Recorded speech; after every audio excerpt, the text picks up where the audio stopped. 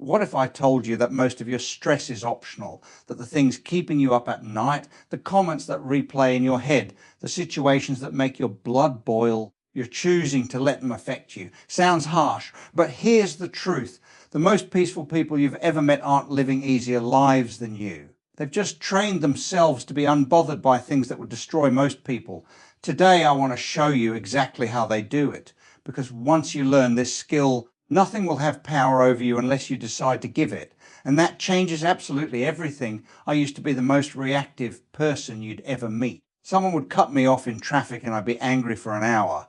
A rude email would ruin my entire day. One critical comment could send me spiraling for a week. I was like a puppet and everyone else was holding the strings. And the worst part, I thought I was just being passionate, sensitive, that I cared deeply about things. But really, I was just out of control. I had handed over my peace to anyone who wanted to take it. The turning point came when I met someone who faced genuine hardship, real problems, not just inconveniences, and remained completely calm. I asked them how, and they said something I'll never forget.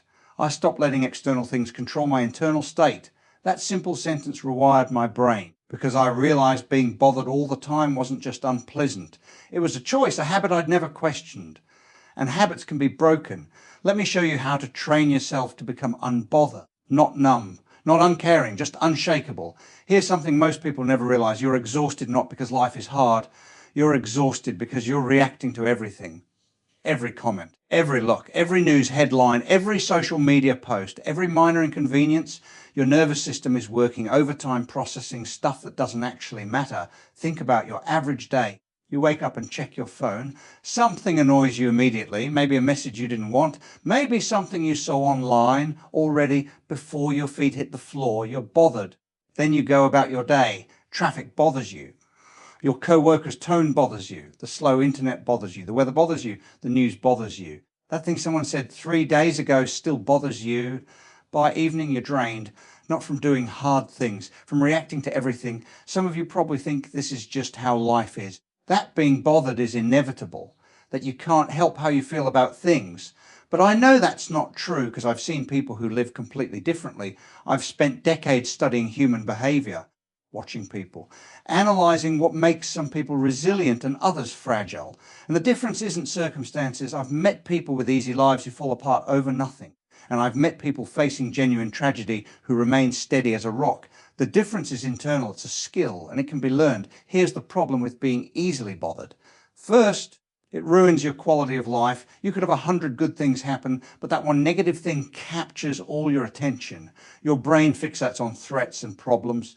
It's designed that way. But if you don't manage this tendency, you'll spend your whole life focused on the negative 5% while ignoring the positive 95%. Second, being easily bothered damages your relationships. Nobody wants to be around someone who's always triggered, always upset, always complaining. It's exhausting for everyone.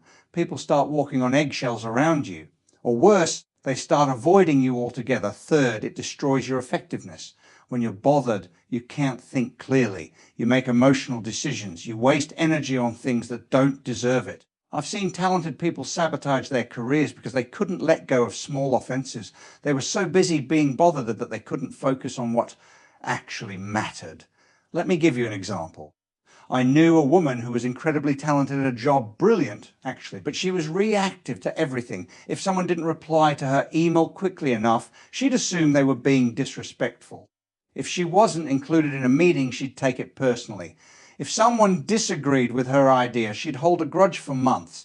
And you know what happened? Despite her talent, she kept getting passed over. Not because she wasn't capable, because people found her difficult. Her reactivity made everyone uncomfortable. She was so busy being bothered that she couldn't see how it was destroying her opportunities. The saddest part, she thought everyone else was the problem. She had no idea that her own reactions were the real issue. Now here's what really gets me. Most of the things that bother us don't deserve that power. Think about what upset you last week. Really think about it. How much of it was genuinely important? How much of it actually impacted your life in any meaningful way? Probably very little. But you gave those things your energy anyway. You let them steal your peace.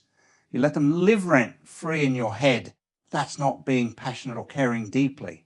That's being out of control. And it's time to take control back. So how do people become unbothered? What do they know that the rest of us don't? Here's the fundamental shift. They understand that nothing has inherent power to bother them. Nothing. The power always comes from their interpretation, their response, their choice to engage. Let me explain this differently. Two people can experience the exact same event and have completely opposite reactions. Someone criticizes person A and they're devastated for weeks. Someone criticizes person B and they shrug it off in minutes. Same event. Different responses. What's the difference? It's not that person B doesn't have feelings, it's that they process the event differently. They interpret it differently. They've trained themselves to respond rather than react. Here's the aha moment that changed everything for me. Between stimulus and response, there's a space, and that space is your power. Every single time something happens, you get to choose how you respond, not what you feel initially. That's automatic. But what you do with that feeling, how long you hold on to it, how much energy you give it. Most people don't even know that space exists. Stimulus comes in and response fires out immediately like a reflex. But it doesn't have to be that way. Think of it like this. Your mind is like a house. Things knock on the door all day long, annoying things, offensive things, stressful things. Now, you can't stop things from knocking. That's outside your control. But you absolutely control whether you invite them in, whether you give them a seat, whether you let them stay for dinner and move into the guest room. Most people fling the door open for every knock. Someone says something rude and they invite that rudeness in. They give it the best seat. They serve it tea. They let it stay for days, weeks, even years. Meanwhile, the rude person has forgotten the whole thing and moved on with their life. Does that make any sense? You're suffering over something the other person isn't even thinking about anymore. Now, some of you might be thinking, but I can't help how I feel. Emotions just happen. And you're partially right. The initial emotional response is automatic. Someone insults you and you feel a flash of hurt or anger. That's your nervous system doing its job. You can't stop that first reaction. But here's what you can control: the second reaction, and the third, and the fourth. You can control whether that initial flash becomes a flame that burns all day. You can control whether you ruminate on it, replay it, amplify it. The initial reaction takes seconds. Everything after that is a choice. I learned this when I started really watching how unbothered people operate. They feel things, absolutely. They're not robots, but they process emotions quickly. They feel something, acknowledge it, and let it move through them. They don't grab onto it and hold it tight. It's like they're standing in a river. Thoughts and feelings flow by constantly, but instead of grabbing every piece of debris that floats past, they let most of it go. They only reach out for what truly deserves their attention. Here's another way to think about it. Your attention is your most valuable resource, more valuable than money, more valuable than time, because wherever your attention goes, your energy goes, your life goes. When you let something bother you, you're paying attention to it. You're investing your most precious resource in something that probably doesn't deserve it. Every minute you spend being bothered is a minute you're not spending on something worthwhile. Is that critical comment from a stranger worth your attention? Is that driver who cut you off worth your peace? Is that thing that happened 3 years ago worth the mental real estate it's occupying? Probably not. Almost certainly not. The mindset shift is understanding that being unbothered isn't about suppressing emotions. It's about being selective. It's about protecting your attention like the precious resource it is. It's about refusing to give power to things that don't deserve it, all right? Let's talk about how to actually train yourself to be unbothered, because this isn't just philosophy, it's a skill, and skills can be developed. First, extend your response time. This is the foundation of everything else. When something happens that would normally bother you, don't respond immediately. Create a gap. Even a few seconds helps. I use a simple technique. When I feel that initial spike of reactivity, I take one slow breath before doing anything. Just one breath. In through the nose, out through the mouth. It's barely noticeable to anyone else, but it creates just enough space for my logical brain to catch up with my emotional brain. For bigger things, extend this even further. Someone sends you an email that makes you angry. Don't reply for an hour, maybe longer. Sleep on it if you can. You'd be amazed how different things look after a little time has passed. Second, ask yourself the magic question. This single question has saved me from countless episodes of unnecessary suffering. Here it is. Will this matter in 5 years? Seriously, whatever is bothering you right now, will it matter in 5 years? We even remember it. Will anyone remember it? 99% of the time, the answer is no. That rude comment, that frustrating situation, that inconvenience, 5 years, it'll be completely forgotten. So why are you giving it so much energy now? For instance, let's say someone cuts in front of you in line. Your initial reaction might be anger, but then you ask, Will this matter in 5 years? Of course not. You probably won't even remember it next week. So why let it ruin your next 10 minutes? Third, consider the source. Not all opinions deserve equal weight. Not all criticism deserves your attention. Before you let something bother you, ask yourself, does this person's opinion actually matter to me? Do I respect them? Do they have insight into my situation? If the answer is no, why are you letting their words affect you? A stranger on the internet has an opinion about you. So what? Someone you'll never see again made a rude comment. So what? Their opinion has exactly as much power as you give it, which should be zero. I've learned to be very selective about whose feedback I take seriously. There are maybe 10 people in my life whose opinions truly matter to me. Everyone else, I can hear them, but I don't let them in. Fourth, practice not reacting to small things. This is like training at the gym. You start with small weights before you lift heavy. Same principle here. Start deliberately not reacting to minor annoyances. Traffic is slow. Practice staying calm. Coffee order is wrong. Practice letting it go. Someone's being slightly rude. Practice not engaging. Every time you successfully don't react to something small, you're building the muscle. You're proving to yourself that you can control your responses. And when bigger challenges come, you'll have the strength to handle them. Fifth, develop your default explanations. Here's something fascinating about human psychology. We constantly make up stories about why things happen. Someone doesn't text back and we create a narrative. Maybe they're ignoring us. Maybe they're mad. Maybe they don't care. But those are just stories. We don't actually know. Unbothered people tend to have generous default explanations. They assume the best instead of the worst. Someone doesn't text back. They're probably busy. Someone's being short with them. They're probably having a hard day. Someone cuts them off in traffic. They're probably dealing with an emergency.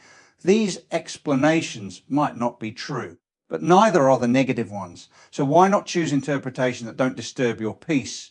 6, protect your inputs. What you consume affects how you think. If you're constantly consuming outrage, news designed to upset you, social media arguments, negative conversations, you're training your brain to be bothered. Be intentional about what you let into your mind. Limit exposure to things that trigger reactivity. Increase exposure to things that promote calm. This isn't about ignoring reality. It's about not voluntarily drowning yourself in negativity. And here's what to avoid. Don't confuse being unbothered with not caring. They're completely different. You can care deeply about things while still maintaining your peace. You can take action on important issues without being emotionally hijacked. Being unbothered isn't apathy, it's selective engagement. It's choosing what deserves your energy and protecting yourself from everything else. Now let me level with you. This transformation doesn't happen overnight. You spent years, maybe decades, training yourself to be reactive. Those patterns are deep, they're automatic. Changing them takes time and consistent effort. You're going to fail regularly. Something is going to bother you that you wish hadn't. You're going to react when you wish you'd stayed calm. You're going to give power to things that don't deserve it. That's okay. That's part of the process. The goal isn't perfection. The goal is progress. Every time you catch yourself being reactive, that's awareness. That's growth. Even noticing after the fact is better than never noticing at all. I still get bothered by things sometimes. After all these years of practice, I still occasionally let something get under my skin. The difference is it happens less often, it lasts less long, and I recover faster. Let me share something that keeps me motivated. I once observed someone handle a situation that would have destroyed most people. They received devastating news, the kind of news that changes everything. And while they clearly felt it, they didn't fall apart. They took a breath, acknowledged the reality, and started thinking about next steps. Afterward, I asked them how they stayed so composed. They said something I'll never forget. I realized a long time ago that falling apart doesn't help anything. My peace is my power. When I lose my peace, I lose my ability to handle things effectively. So I protect it fiercely. That stuck with me. Your peace is your power. When you're bothered, you're weakened. When you're calm, you're strong. You think more clearly, you act more wisely. You influence others more effectively. So this isn't just about feeling better, although you will feel better. It's about being more effective in life, more capable, more resilient. The unbothered person handles challenges better because they're not wasting energy on emotional reactions. One more thing. Being unbothered doesn't mean you never take action. Sometimes things genuinely require a response. The difference is responding from a place of calm clarity rather than reactive emotion. You can address problems without being disturbed by them. You can set boundaries without being upset. You can have difficult conversations without being triggered. That's the goal. Not to become passive, but to become powerful. So let's bring this together. What would your life look like if you were truly unbothered? Not numb, not checked out, just peacefully unshakable. Imagine waking up and nothing having power over you that you don't give it. That comment that would have ruined your day, it rolls right off. That situation that would have stressed you for weeks, you handle it calmly and move on. That person who always gets under your skin, they can't reach you anymore. Imagine having energy for what actually matters because you're not wasting it on what doesn't. Imagine relationships improving because you're no longer reactive. Imagine making better decisions because you're thinking clearly instead of emotionally. This is what's possible. This is what you can train yourself to become. Here's what I want you to understand. Every time you stay calm when you could react, you win. Every time you let something go that doesn't deserve your energy, you win. Every time you protect your peace instead of surrendering it, you win. And those wins compound. Each one makes the next one easier. Over time, being unbothered stops being something you do and becomes something you are. So here's my challenge to you. Start today, not with the big things. Start small. The next minor annoyance that comes your way, don't react. Breathe. Ask yourself if it'll matter in 5 years. Choose not to let it in. Then do it again tomorrow. And the next day and the next, train yourself to be unbothered the same way you'd train any other skill. With patience, with practice, with persistence. Because here's the truth. The world is going to keep throwing things at you. People will be rude. Things will go wrong. Circumstances will be frustrating. You can't control any of that. But you can control whether it steals your peace. Protect your peace like your life depends on it. Because in many ways, the quality of your life absolutely does. Train yourself to be unbothered and watch everything change.